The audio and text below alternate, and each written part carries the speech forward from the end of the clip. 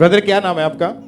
सतीश कुमार जी, कहाँ के रहने वाले हैं आप? सिरसा जिला हरियाणा तो जी। ये आपकी बेबी की गवाही है। हाँ जी। इनकी आपकी मैरिज कब हुई थी? मैरिज 21 अक्टूबर 12 अक्टूबर 2021। और उसके बाद आपके बेटी हुई। और जब बेटी हुई तो जब उसका जन्म हुआ था तो बर्थ के टाइम वो रोई नहीं थी। नहीं जी, रोई नहीं थी, समझ लो डेड कंडीशन थी, मरी हुई घोषित समझ लो डॉक्टरों ने घोषित की हुई थी। मतलब ऐदा सी सिर्फ धड़कन चलती सी, लेकिन श्वास नहीं सी। सो मैं मैडम ਨੂੰ ਤਾਂ ਮੇਰੇ ਨੂੰ ਪਤਾ ਹੀ ਨਹੀਂ ਸੀ ਵੀ ਮੇਰੇ ਘਰ ਬੇਟੀ ਹੋਈ ਹੈ। ਤਾਂ 40 ਮਿੰਟਾਂ ਦੇ ਅੰਦਰ ਅੰਦਰ ਤਕਰੀਬਨ 22-23 ਕਿਲੋਮੀਟਰ ਦੂਰ ਮੇਰਾ ਸਿਰਸਾ ਡਿਸਟ੍ਰਿਕਟ ਪੈਂਦਾ ਹੈ। ਮੇਰੇ ਪਿੰਡ ਹੀ ਮੇਰੀ ਬੇਟੀ ਦਾ ਬਰਥ ਹੋਇਆ। 40 ਕਿਲੋਮੀਟਰ ਦੂਰ ਮੈਂ ਸਮਥਿੰਗ 22-23 ਮਿੰਟਾਂ 'ਚ ਗੱਡੀ ਸਰਸੇ ਡਿਸਟ੍ਰਿਕਟ 'ਚ ਜਿਹੜਾ ਹਸਪੀਟਲ ਸਰਕਾਰੀ ਉੱਤੇ ਲੈ ਗਿਆ, ਜਾ ਕੇ ਐਡਮਿਟ ਕਰਵਾਤੀ ਕੁੜੀ ਆਈਸੀਯੂ 'ਚ।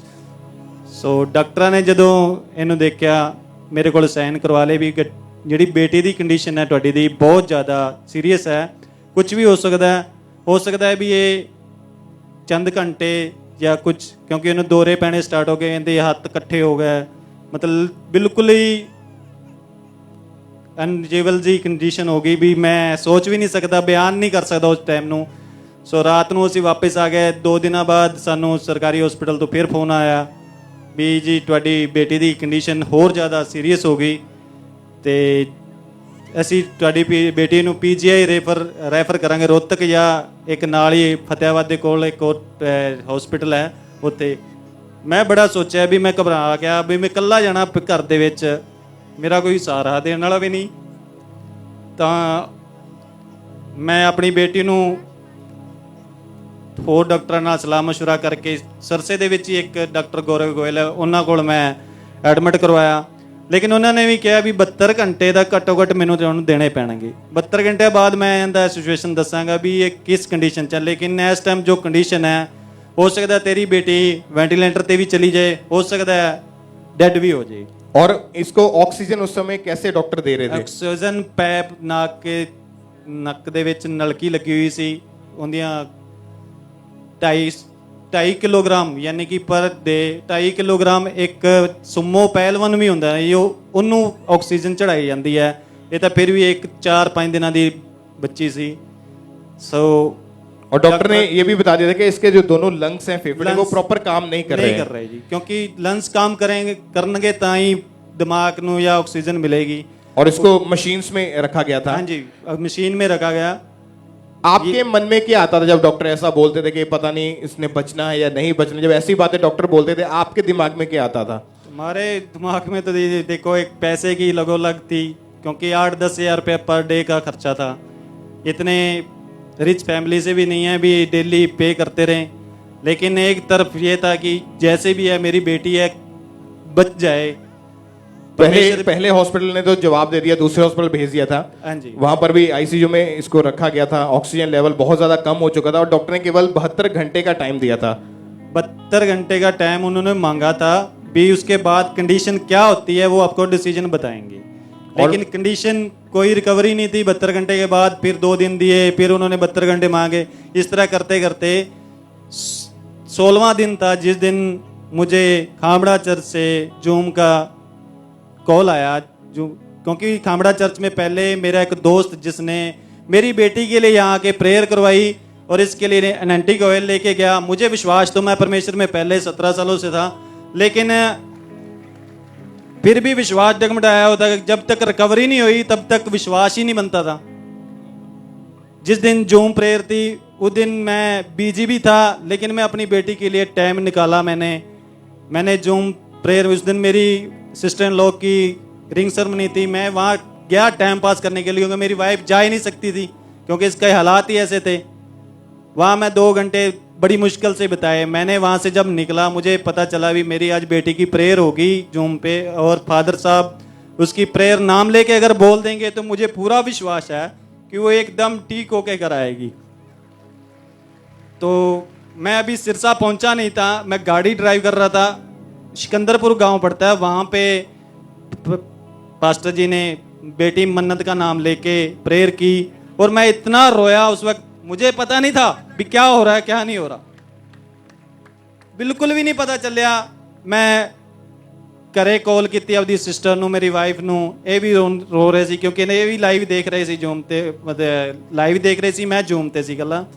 ਉਸ ਤੋਂ ਬਾਅਦ ਮੈਂ ਹਸਪੀਟਲ ਗਿਆ, ਹਸਪੀਟਲ 'ਚ ਦੇਖਿਆ ਆਕਸੀਜਨ ਐਸਡੀਜੀ ਚੱਲੀ ਆ ਰਹੀ ਸੀ 2.5 ਕਿਲੋਗ੍ਰਾਮ। 17ਵਾਂ ਦਿਨ ਹੋਇਆ, ਲੇਕਿਨ 16ਵੇਂ ਦਿਨ ਜਦੋਂ ਨਾਈਟ ਸੀ ਸਾਨੂੰ ਡਾਕਟਰ ਨੇ ਨਹੀਂ ਦੱਸਿਆ ਵੀ ਆਕਸੀਜਨ ਘਟ ਗਈ। 17ਵੇਂ ਦਿਨ ਅਸੀਂ ਇੱਕ ਡਿਸੀਜਨ ਲੈ ਲਿਆ, ਮੇਰੀ ਮੰਮੀ ਨੇ, ਮੇਰੀ ਸਿਸਟਰ ਨੇ। ਅਸੀਂ 18ਵੇਂ ਦਿਨ ਚਲੇ ਗਏ ਵੀ ਅਸੀਂ ਬੇਟੀ ਨੂੰ ਵਾਪਸ ਲੈ ਆਨੇ ਆ, ਵੀ ਬਚਣਾ ਤਾਂ ਹੈ ਨਹੀਂ।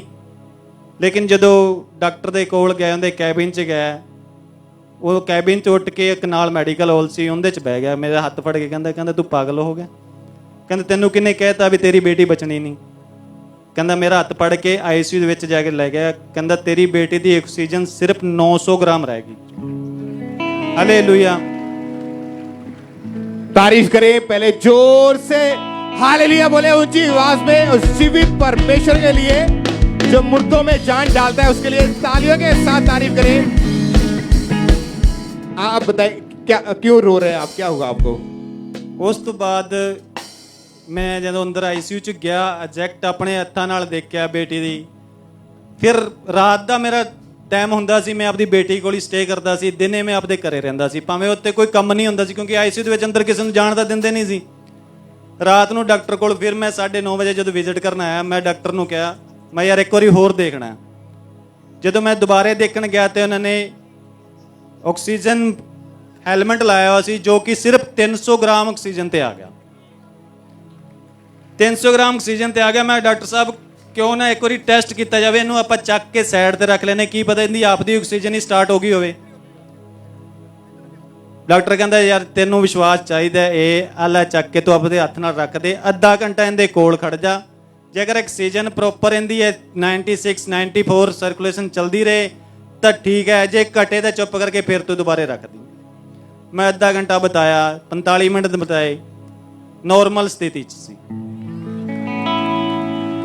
ਮੈਂ ਜਦੋਂ ਸਵੇਰੇ ਆਉਂਦਾ ਸੀ, ਮੈਂ ਆਪਣੀ ਵਾਈਫ ਨੂੰ ਦੱਸਦਾ ਹੁੰਦਾ ਸੀ, ਆਪਦੀ ਮੰਮਾ ਨੂੰ ਦੱਸਦਾ ਹੁੰਦਾ ਸੀ ਵੀ ਅੱਜ ਬੇਟੀ ਦੀ ਆਹ ਕੰਡੀਸ਼ਨ ਹੈ। ਮੈਂ ਡੇਲੀ ਪਿਕਸ ਕਰਕੇ ਲਿਆਂਦਾ ਸੀ। ਮੇਰੇ ਕੋਲ ਤਕਰੀਬਨ 1 ਮਹੀਨਾ ਮੇਰੀ ਬੇਟੀ ਆਈਸੀਯੂ 'ਚ ਰਹੀ ਹੈ, ਲੇਕਿਨ 1 ਮਹੀਨੇ ਦੀ ਇੱਕ ਪਲ ਦੀ ਮੇਰੇ ਕੋਲ ਪਿਕਸ ਹੈਗੀ ਹੈ। ਉਸ ਹਾਲਾਤਾਂ ਨੂੰ ਮੈਂ ਬਿਆਨ ਕਰਾਂ ਤਾਂ ਸ਼ਾਇਦ ਮੇਰੇ ਕੋਲ ਸਾਰਾ ਦਿਨ ਵੀ ਤੇ ਟਾਈਮ ਲੰਘ ਜੇ। ਜਦੋਂ ਆਕਸੀਜਨ ਪੂਰੀ ਹੋ ਗਈ, ਮੈਂ ਪਰਮੇਸ਼ਰ ਦਾ ਧੰਨਵਾਦ ਕੀਤਾ ਵੀ ਪਰਮੇਸ਼ਰ ਹੁਣ ਖਤਰੇ ਤੋਂ ਬਾਹਰ ਹੈ ਕੁੜੀ।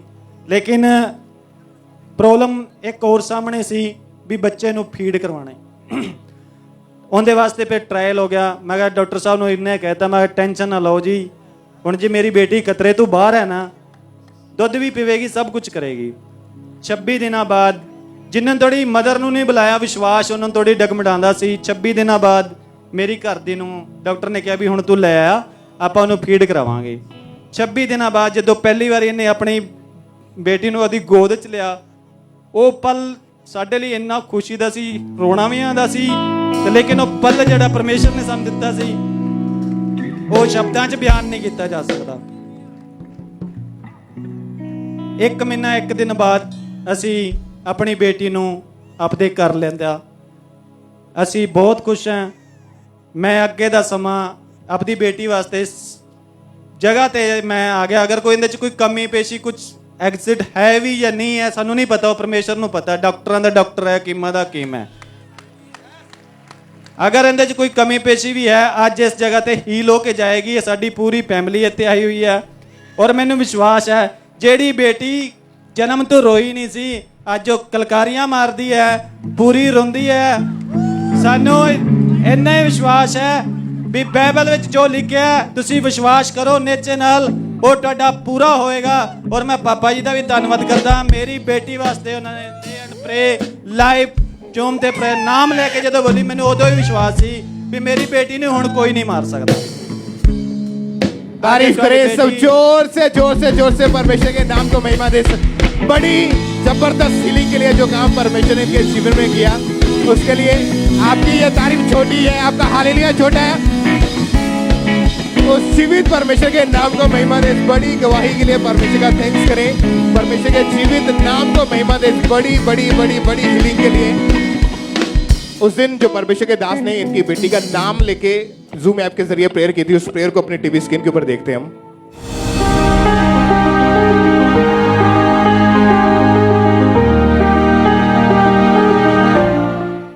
हाथों को उठाओ। Thank you Jesus.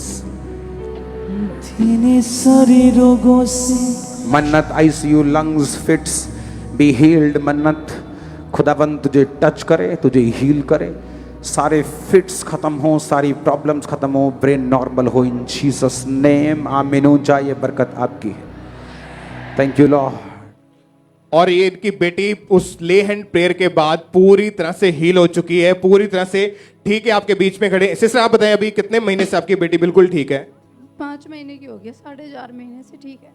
तारीफ करें, सब जीवित परमेश्वर के नाम को महिमा दें, उस परमेश्वर का थैंक्स करें जिसने परमेश्वर ने इस बॉडी में जो मुर्दा थी उसमें जान डाली है, नई सांसें डाली, इनके लंग्स को, इनके अंगों को नया करके बनाया। उस परमेश्वर के नाम को महिमा दें। जोर से तालियों के साथ इस बड़ी हीलिंग के लिए, इस बड़ी गवाही के लिए परमेश्वर का थैंक्स करें। सब तालियों के साथ इस जीवित परमेश्वर के नाम को महिमा दें।